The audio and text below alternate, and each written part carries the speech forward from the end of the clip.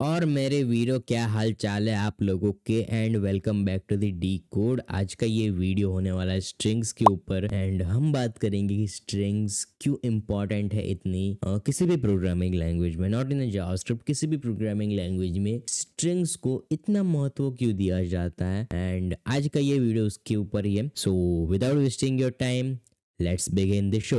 Alright, so हम आ चुके हैं वापस एंड इधर हम बात करने वाले हैं स्ट्रिंग्स के बारे में। सो अगर मैं एक सिंपल सा एग्जांपल दूं किसी भी स्ट्रिंग्स का, तो मैं इधर एक इस तरीके से लिख सकता हूं कि यार ये एक स्ट्रिंग है, ठीक है, ये एक सिंपल स्ट्रिंग है। इसे आप ऐसा नहीं कह सकते कि ये स्ट्रिंग नहीं है, ये एक स्ट्रिंग है, ये एक वैलिड स्ट्रिंग है। एंड अगर आप इसको रन करोगे तो कुछ भी नहीं होने वाला है। बट अगर आप इधर लिखोगे कंसोल डॉट लॉग एंड अगर इस वेरिएबल को प्रिंट करोगे देन ये स्ट्रिंग प्रिंट हो जाएगी जो कि है देव। सो ये एक बेसिक तरीका है एंड एक लेजिटिमेट तरीका है कि यार हाँ, आप एक स्ट्रिंग बनाते हो और उसका यूज करते हो किसी भी प्रोग्राम के अंदर। स्ट्रिंग्स को क्रिएट करने के ऊपर सबसे पहले बात करते हैं कि हम किस तरीके से स्ट्रिंग को क्रिएट करते हैं। सो स्ट्रिंग को क्रिएट करने के लिए हमारे पास वेरियस ऑप्शंस होते हैं। जस्ट लाइक कि यार सबसे पहले हम इस तरीके से कर सकते हैं कि यार मान लो मैंने एक वेरिएबल बनाया लेट, मान लो कि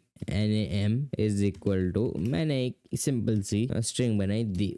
तो ये हो गया पहला तरीका, इसको हम बोलते हैं डबल कोट्स के साथ यूज करना। एंड उसके बाद एक दूसरा तरीका होता है जो कि थोड़ा सा हेक्टिक है, मैं आपको दिखाता हूँ, थोड़ा सा आपको कंफ्यूज कर सकता है बट फिर भी मेरा काम है बताना एंड मैं आपको बता के रहूंगा, जो कि सिंगल कोट्स, जो कि आपकी और हमारी तरह दोनों की तरह सिंगल है, ठीक है। कितने लोग सिंगल है वो मुझे कमेंट में बताओ, हम लोग मोर्चा निकालेंगे सिंगल कोट्स के साथ, ठीक है। इस तरीके से दो तरीके होते हैं, double quotes and single quotes. अब ये होते क्यों है ऐसे दो तरीके, एक तरीका क्यों नहीं रहता, ये लोग कंफ्यूजिंग क्यों करते चीजों को। तो कभी कभार हमारा जो सेंटेंस होता है, अब हाँ एक स्ट्रिंग के अंदर सेंटेंस ही होगा। अगर कोई चीज तुम इंग्लिश में लिख रहे हो तो किसी भी प्रोग्रामिंग लैंग्वेज में कोई भी चीज अगर तुम इंग्लिश में लिख रहे हो तो एक सेंटेंस ही कहेंगे हम उसको ग्रामर की भाषा में, ठीक है। सो अगर एक पैराग्राफ है, लेट अस एज्यूम कि एक पैरा है, पैराडॉक्स नहीं, पैरा है एक, मान लो कि इट्स ऑलराइट, ठीक है। ये अभी वैलिड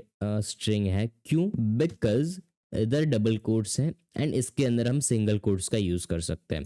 अब ये बहुत ही थोड़ा सा आपको एक्टिव लग सकता है बट फिर भी मैं थोड़ा सा आपको इजी करके समझाता हूँ कि यार देखो, जब भी तुम डबल कोट्स डालते हो तो हमारा जो जावास्क्रिप्ट का इंजन होता है वो ये नहीं देखता, ये टेक्स्ट नहीं देखता, वो ये उसको कुछ भी समझता नहीं, ये इसको नल समझता है अपनी भाषा में, ठीक है। ये उसको कुछ समझता ही नहीं है, ये सिंपली ये डिटरमाइन करता है कि ये यहाँ से लेके कहाँ तक है, यानी कि ये डबल कोट्स यहाँ से स्टार्ट हो रहा है एंड यहाँ पे खत्म हो रहा है एंड ये जो इसके बीच में मसाला है उसको मुझे सिर्फ दिखाना है कंसोल पे एंड वो दिखा देता है। बट कभी कभार ऐसा होता है कि यार हम इधर भी डबल कोट्स डालते हैं इधर भी डबल कोट्स डाल देते हैं, जो कि कोई सेंस नहीं बनाता है बट फिर भी मैंने डाल दिया तो ये कंफ्यूज हो गया। देखो ये कंफ्यूज हो गया इधर ही कि यार ये इधर से स्टार्ट हो रहा है इधर ही खत्म हो जा रहा है, तो ये क्या है, ये तो कोई वैलिड सिंटैक्स नहीं है। अगर तुम रन करके देखोगे तो तुम्हें एरर मिलेगा सिंटैक्स का। इस तरीके से हम इधर इसको पहले सिंगल कोट्स कर देते हैं, किसी के लिए भी वर्क कर सकता है, ठीक है। अगर ये दोनों ना होते, इधर ये इधर सिंगल कोट्स होते तब भी ये दिक्कत होती। डबल कोट्स के अंदर क्या फायदा हुआ कि हम सिंगल कोट्स का यूज कर सकते हैं इन स्ट्रिंग, ठीक है। इन स्ट्रिंग की बात कर रहा हूँ, डबल कोट्स के अंदर जो तुम स्ट्रिंग लिख रहे हो अगर उसके भी अंदर तुम्हें कोई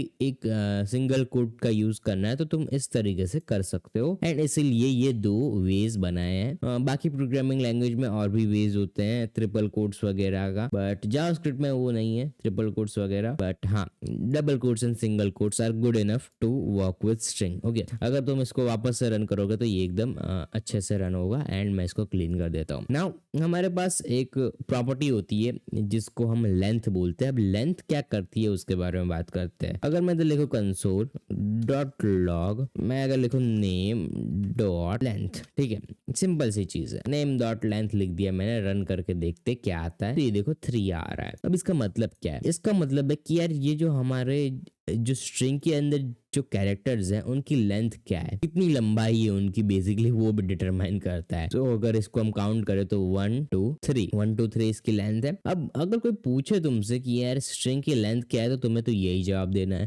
बट अगर तुमसे कोई पूछे कि यार स्ट्रिंग की इंडेक्स क्या है इन सारे स्ट्रिंग की, तो तुम्हें 1 से स्टार्ट नहीं करना है, तुम्हें 0 से स्टार्ट करना है। ठीक है, एक रूल होता है प्रोग्रामिंग का जो कि हम आगे देखेंगे स्लाइसिंग वाले रूल, स्लाइसिंग वाले वीडियो के अंदर, स्लाइसिंग स्ट्रिंग वाले वीडियो में मैं बताऊंगा। एक रूल होता है कि यार कोई भी प्रोग्रामिंग लैंग्वेज तुम यूज करो, जावास्क्रिप्ट हो या फिर पाइथन हो या फिर सी हो, डजंट मैटर, कोई भी प्रोग्रामिंग लैंग्वेज तुम यूज करोगे उसके अंदर इंडेक्सिंग का कॉन्सेप्ट 0 से स्टार्ट होता है। इंडेक्सिंग बेसिकली क्या होती है, अब ऐसा समझो कि ये एक तुम्हारी स्ट्रिंग है, ये एक पनीर का पीस है, बड़ा सा पनीर का पीस है 1 किलो का। अब तुम्हें इन दोनों को हाफ करना है, इन दोनों को तोड़ना है, टुकड़े करने हैं दोनों के। तो तुम क्या करोगे, स्लाइसिंग करोगे, जैसे पनीर के टुकड़े को तुम स्लाइस करते हो वैसे स्लाइसिंग करोगे। दैट्स राइट, वही करना है हमें इधर, वही हम करते हैं स्ट्रिंग्स में कि यार हम इन दोनों को बीच में से तोड़ लेते हैं। अब पनीर को तोड़ने के लिए तो हमें सिर्फ चाकू ही चाहिए, बट इसके अंदर हमें क्या चाहिए, इसके अंदर थोड़ी हमें ज्यादा टेक्निकल नॉलेज चाहिए, जिस लाइक कि सबसे पहले हमें इंडेक्सिंग को समझना होगा कि यार इंडेक्सिंग क्या होती है, उसके बाद हम स्लाइसिंग के कॉन्सेप्ट को भी समझ सकते हैं। ये एक टॉपिक है, बट लेंथ हम मैं समझा रहा था तो मैंने सोचा साथ ही साथ समझा दूं, बिकॉज कई लोग ऐसा समझते हैं कि यार जो लेंथ होती है वही इंडेक्स होती है, जो कि ऐसा बिल्कुल भी नहीं है। एंड ऐसा मत सोचा करो यार प्लीज, ठीक है, मुझे बहुत ही दिक्कतें होती है कई लोगों को समझाते समझाते। सो ऐसा मत सोचा करो कि यार लेंथ होती है वो इंडेक्स होती है। इंडेक्स एक अलग चीज है, इंडेक्स एक एड्रेस होता है कैरेक्टर्स का कि यार ये कैरेक्टर कहाँ पर रजिस्टर होने वाला है मेमोरी में, एंड ये जो लेंथ होती है वो पूरी की पूरी लंबाई बताती है इस स्ट्रिंग की। ठीक है, आई होप कि ये क्लियर हो चुका होगा अभी। अब थोड़े से और चीजों के बारे में बात करते हैं, और चीजों के बारे में बात करने से मेरा मतलब है थोड़ी से एस्केप कैरेक्टर्स के बारे में बात करते हैं। ये वीडियो पूरा मैं स्ट्रिंग्स के ऊपर ही नहीं बनाने वाला, एस्केप कैरेक्टर्स के ऊपर भी बात करेंगे थोड़ी सी। अब एस्केप कैरेक्टर्स क्या होते हैं उसके बारे में बात करते हैं। कभी भी तुम्हें ऐसा लगा हो कि यार अगर तुम एक वेरिएबल बनाते हो, लेट माई पाथ, ठीक है, इज इक्वल टू कोई पाथ ले लेते हो तुम अपनी सी ड्राइव का या फिर डी ड्राइव का, मैं आपको दिखाता हूँ लाइव करके। ये चीज तुम लोग भी कर सकते हो, आपको सिंपली अपने फाइल एक्सप्लोरर पे जाना है, विंडोज ड्राइव में जा सकते हो, डी ड्राइव में जा सकते हो, कोई भी ड्राइव में जा सकते हो। मैं भी सी ड्राइव में जाऊंगा एंड उसके बाद प्रोग्राम फाइल्स के अंदर जाऊंगा एंड उसके बाद मान लो कि कोई प्रोग्राम ले लेते हैं, मैं मान लो जावा का ले लेता हूँ, जावा का फोल्डर, जरूरी नहीं आपके अंदर भी जावा का फोल्डर हो, आपके सी ड्राइव में, मेरी सी ड्राइव में है, सो मैंने लिया। एंड अब मैं इसको सिंपली क्या करूंगा, मैं इस पाथ को कॉपी करूंगा इधर से एंड इसको सबसे पहले फुल स्क्रीन कर देता हूँ एंड इधर मैं एक एज ए स्ट्रिंग डालना चाहता हूँ, इधर मैं एज ए स्ट्रिंग डालना चाहता हूँ कुछ इस तरीके से ये। अब अगर मैं इसको सेव करके रन करूँ, देखना क्या होगा, console.log भी कर देते हैं यार, माय पाथ तो प्रिंट करके देखते हैं, रन करते हैं एंड ये देखो सी प्रोग्राम। एक चीज मिसिंग है इसके अंदर, ये जो बैक स्लैश है, मैं चाहता हूँ कि यार ये आए इधर, बट ये नहीं आ रहा है, देख रहे हो, ये बैक स्लैश नहीं आ रहा है इधर, किधर भी नहीं आ रहा है। एंड ये जो पी है एंड ये जो जे है बैक स्लैश के बाद वो हाईलाइटेड हो गए। तो इसका क्या मतलब होता है यार कि ये क्या है बेसिकली। सो जो हमारा बैक स्लैश होता है ये वो एक स्पेशल कैरेक्टर है, आप समझ सकते हो ये क्या करता है बेसिकली काम। मैं आपको एक और स्ट्रिंग बना के दिखाता हूँ, उसके बाद हम इधर वापस आते हैं, फटाफट से मैं दिखाता हूँ। यार लेट str एक बनाता हूँ एंड मान लो कि माय नेम इज के बाद बैक स्लैश, फिर एक इस तरीके से कोड दे देते हो एंड इधर लिखते हो देवांशु, सेव करते हो, रन करोगे एंड सी क्या होता है। मैं इसको console.log भी करना चाहूंगा, console.log भी कर देते हैं। console.log करना बहुत ही जरूरी है, नहीं तो फिर हमें कुछ दिखेगा ही नहीं। अगर str सेव करते हैं, रन करते हैं, देखते हैं फटाफट से, माय नेम इज एंड उसके बाद एक स्पेस आके ये एक कोट आ चुका है। तो बेसिकली ये क्या करता है, ये एस्केप सीक्वेंस कैरेक्टर है बाय द वे, एंड इससे तुम अपने जो एस्केप सीक्वेंसेस होते हैं उनको कर सकते हो इस तरीके से, ठीक है। तो मान लो कि अगर तुमने ये डबल कोट्स की एक पूरी की पूरी स्ट्रिंग लगा दी, तुम चाहते कि यार इसके अंदर ही मुझे एक डबल कोट चाहिए, तो तुम इस तरीके से भी लगा सकते हो बैक स्लैश से, ठीक है। बैक स्लैश अगर लगाओगे एंड उसके बाद तुम डायरेक्टली लिखोगे तो ये तुम्हारा वैलिड कोड में कन्वर्ट कर देगा उसको, ठीक है, ये माफ कर देगा तुम्हारी गलती को। इधर भी यही हो रहा है। इधर क्या हो रहा है पता है, इधर ये समझ रहा है कि यार बैक स्लैश फिर उसके बाद पी प्रोग्राम, इसको इस तरीके से ले रहा है एंड जावा, ये ज्यादा कुछ नहीं कर रहा है। अब अगर मैं इसको डबल बैकस्लैश दे दूं इस तरीके से मैंने डबल बैकस्लैश दे दिया। इन दोनों को मैंने कमेंट आउट कर दिया, सेव किया, रन किया एंड सी हमारे बैकस्लैश आ चुके हैं। तो ये बेसिकली बैकस्लैश का मामला है यार। ये किस तरीके से काम करते हैं, आप बैकस्लैश सिंगल कोट का भी यूज कर सकते हो, बैकस्लैश डबल कोट्स का भी यूज कर सकते हो। मैं इधर दिखा देता हूँ क्या क्या चीजें आप यूज कर सकते हो। बैकस्लैश सिंगल कोट, इस तरीके से सिंगल कोट, उसके बाद बैकस्लैश डबल कोट्स, ये डबल कोट्स हैं एंड उसके बाद डबल बैकस्लैश का यूज कर सकते हो जो कि डबल बैकस्लैश देंगे तुम्हें। एंड ये तीनों एस्केप सीक्वेंस कैरेक्टर्स की लिस्ट में आते हैं। एंड मैं चाहता था कि यार इससे स्टार्ट करूं, तो मैंने आपको इससे स्टार्ट करवाया, ठीक है, ताकि ये एकदम इजी पड़े। बिकॉज कई लोगों को ये कंफ्यूजिंग कर देता है कि यार ये बैकस्लैश करता क्या है, ठीक है, backslash character. Alright, so I hope कि तुम्हें ये बैकस्लैश कैरेक्टर्स समझ में आ गए होंगे। एंड और भी है, वैसे इतना ही नहीं है, और भी हमारे पास है backslash characters just like backslash BFNRVT। अगर तुम इधर ऑनलाइन जाओगे एंड लिखोगे कि एस्केप कैरेक्टर्स इन जावास्क्रिप्ट, तुम्हें बहुत सारी चीजें मिल जाएंगी इधर। MDN रेफरेंस पे अगर जाओगे तुम, MDN रेफरेंस पे, तो ये देखो ये पूरी की पूरी रजिस्ट्री दिखा देगा कि यार कौन कौन से एस्केप कैरेक्टर्स हैं। मैं तुम्हें बताऊंगा कौन कौन से तुम्हें यूज करने प्राइमरीली, बट ये देख सकते हो तुम कि यार कौन कौन से और भी है जो कि कई लोग नहीं बताते, जस्ट लाइक कि मैं नहीं बताने वाला। जो ये XXH है ये मैं नहीं बताने वाला, सॉरी XHH है, ठीक है, तो ये मैं नहीं बताने वाला। बिकॉज ये अगर मैं तुम्हें बता दूंगा तो ये तुम्हें बहुत ही ज्यादा कंफ्यूज करेगा। एक ऐसा पॉइंट आएगा तुम्हारी लाइफ में जब तुम जावास्क्रिप्ट की प्रोग्रामिंग कर रहे होंगे एंड तुम्हें ये सारी चीजों की जरूरत पड़ेगी in real world.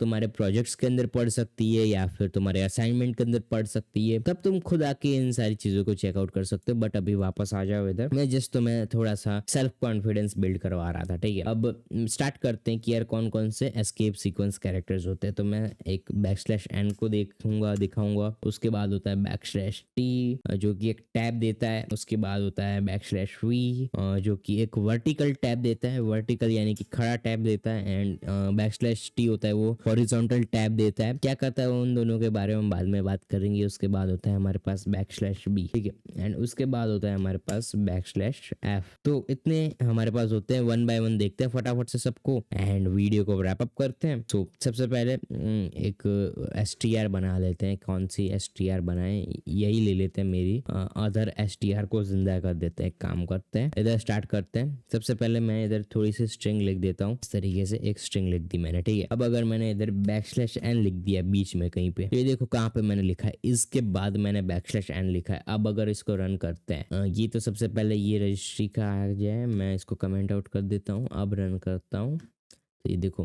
My name is, उसके बाद एक स्पेस आई है, ठीक है, ये एक स्पेस है, एक कैरेक्टर है, एक स्पेस भी, एंड उसके बाद देवांशु आया नीचे की तरफ, ठीक है। सो \n क्या करता है, न्यू लाइन देता है हमें, यानी कि जो उसके बाद जो भी टेक्स्ट होगा वो नई लाइन में आएगा। कभी कभी जरूरत पड़ सकती है, अगर कोई तुम पैराग्राफ वगैरह यूज कर रहे हो, एंड हाँ बहुत ही अच्छी चीज़ है ये भी यूज करना, ठीक है।